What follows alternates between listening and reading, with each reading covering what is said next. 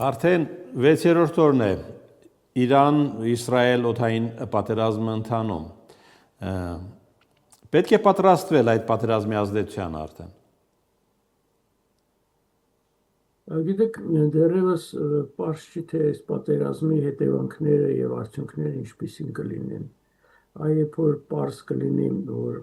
ինչ արդյունքներ կունենա այս պատերազմը, ժամանակ կոնկրետ պատրաստվել պետք է։ Իսկ ներկա փուլում ես կարծում եմ կարևոր է, որ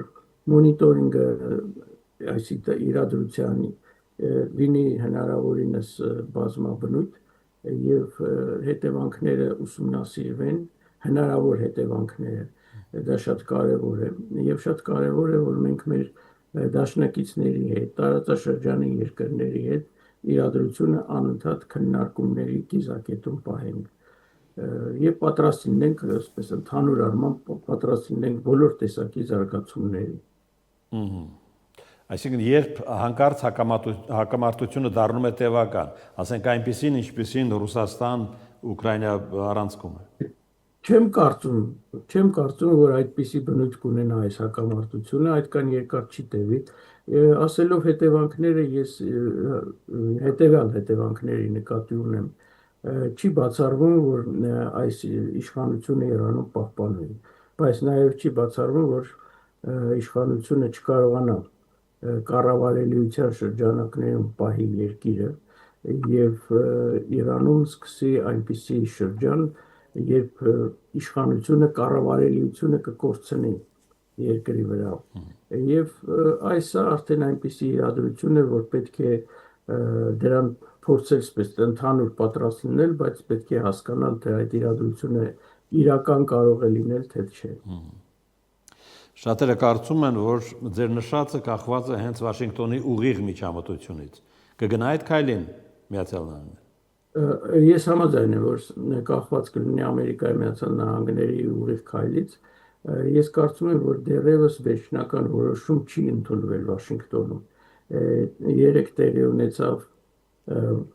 Թրամփի խորհրդակցությունը իր անվտանգության գծով խորհրդականների հետ եւ որոշում չի ընդունվել ըստ էության։ Ես կարծում եմ, որ Վաշինգտոնը դանդաղում է վերջնական որոշում ընդունելուց, մտավախություն ունի, որ Իրանը դեռևս ունի այնպիսի պաշարներ զենքի, մասնավորապես բալիստիկ հրթիռների, որոնք կարող են վնաս հասցնել ամերիկյան ռազմաբազաներին, որոնք տեղակայված են Մերձավոր Արևելքում։ Եվ այդ հարվածը Իրանի, եթե ամերիկացիները միանգամից ուղղակիորեն միջամտեն, կարող է հանգեցնել կորուստների ամերիկյան զինյալների մոտ, իսկ դա այնպիսի զարգացում կլինի, որից Թրամփը իհարկե ամեն կերպ խուսափում է։ Դրա համար ես կարծում եմ, նրանք այստեղ մի քանի ժամ էլ կսպասեն, կփորձեն մեկ անգամ եւս գնահատել իրադրությունը, հասկանալ Իրանը ունի այդ հնարավորությունները վնաս հասցնելու ամերիկյան ռազմաբազաներին։ Եթե կան եզրակացության, որ արդեն չունի, այն ժամանակ արդեն ամերիկացիները ավելի լայնածավալ եւ ուղղակիորեն կմիջամտեն։ Եվ ես կարծում եմ, որ Իրանում շատ լավ հասկանում են այս իրադրությունը եւ Գերագույն այաթոլլահի ելույթները հենց այդ նպատակն են հետապնդում, որ նախազգուշացնեն ամերիկացիներին, որ մենք կարող ենք հակահարված տալ ձեր ռազմաբազաներին, դրա համար զուսպ եղեք, մի միջամտեք։ Ես կարծում եմ այս իրադրությունն է, բայց այդ իրադրությունը երկար չի կարող տևել, կամ այսօր գիշեր, կամ վաղը արդեն իրադրությունը կփոխվի եւ ավելի պարզ կլինի։ Սկսվել է արդեն Իրանից մարդկանց հոսքը, հատկապես Հայաստան։ Իրանահայեր այդ թվում շատ են գալիս։ Խուճապի նշան է։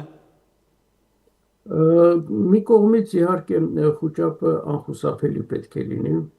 մյուս կողմից ամերիկյան ղեկավարության հենց Թրամփի հայտարարություններն են, որոնք պահանջում են ըստ այդ հայտարարությունների, որ բնակչությունը լքի Թեհրանը։ Ես կարծում եմ այդ երևույթները առկա են։ Ինչն էր անսպասելի, Իսրայելի հարձակումը, թե Իրանի այսպիսի պատասխանը։ Երկուսն էլ անսպասելի էին, ամենայն դեպս ինձ համար։ Իրանի, կներեք, Իսրայելի հարձակումը շատ լավ նախապատրաստված էր, դա զգացվում է, որ երկար աշխատանք է տարվել ընդ որում ամենատարբեր մակարդակներով, ոչ միայն դա զինված ուժերի հարձակում էր, այլ հատուկ նշանակության ջոկատների հարձակում էր թիրախավորված ղեկավարության ներկայացուցիչների դեմ Իրանի եւ այլն, այսինքն շատ լավ նախապատրաստված բազմաշերտ հարձակում էր եւ այդ հարձակումը նախապատրաստական աշխատանքները ըստ էության կարողացել էին թաքցնել իսրայելցիները իսկ ինձ համար Իրանի դիրքորոշումը ոչ թե դիրքորոշումը այլ ոչ պատրաստ վիճակն էր անսպասելի որովհետև իրադրությունը իսկապես լուրջ էր, լարված էր եւ պետք էր սպասել որ Իրանի ղեկավարությունը աչալուրջ կլինի եւ պատրաստ կլինի նմանատիպ հարձակման, բայց ցավոք սրտի Իրանի համար դա տեղի չունեցավ եւ տեսակ ինչ եղավ, այսինքն Իրանը պատրաստ չէր այդ հարձակմանը։ Դե պատրաստ չէր, որովհետև Վաշինգտոնն ու Թեհրանը բանակցություններ էին վարում։ Դե պետք է, ինչպես ասում են, բանակցություն վարի, բայց միշտ զենքը պատրաստ պահի, չէին արել։